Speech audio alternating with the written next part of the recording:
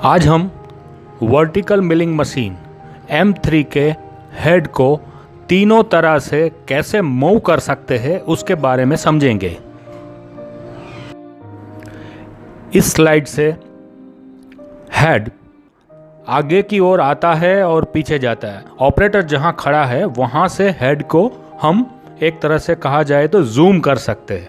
Head operator की side आता है और वापस जाता है। देखिए, दो सेटिंग बोल्ट है, उसे हमें पहले लूज करना है और ये जो हैंडल है उसको बीच वाले पोर्शन में यहाँ पे लगा के इसको हमें आगे और पीछे मूव करने से मूवमेंट मिलता है।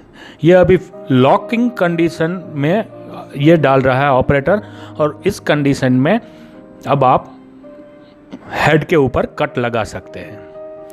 यहाँ पे कितना mm आगे या पीछे जाना उसका मेजरमेंट भी है, एरो एक दिया हुआ है। ये दूसरा मूवमेंट है हेड का।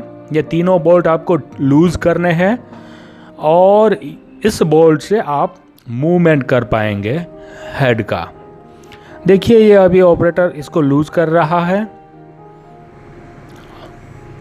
अगर ये तीनों बोल्ट एक बार लूज हो गए तो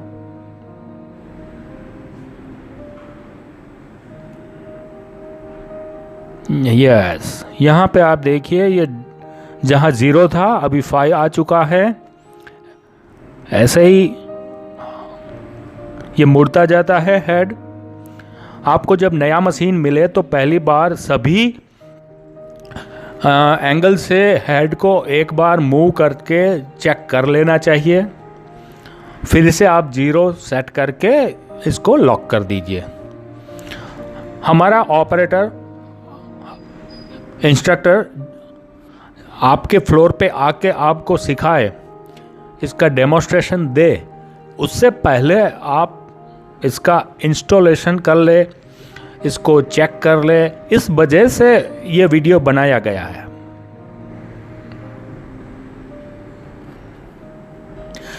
ये स्लाइड जो हेड है उसका एक बड़ा पोर्शन मूव हो सकता है डिग्री में।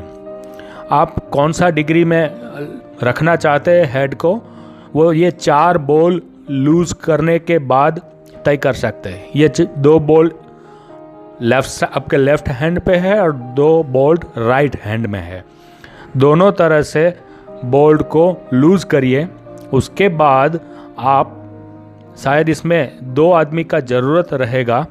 लूज करने के बाद आप इस हेड को घुमा सकते हैं। तो यहाँ पे जो डायल है, यहाँ जो अभी 0 सेट किया गया है, वहाँ पे कोई डिग्री देखने को मिलेगा। देखिए, इस तरह से अभी यहाँ पे 20 या 18 डिग्री दिखा रहा है। तो इस तरह से आप यह मूव कर सकते हैं। इसको फिर से 0 सेट करके आप लॉक कर दीजिए।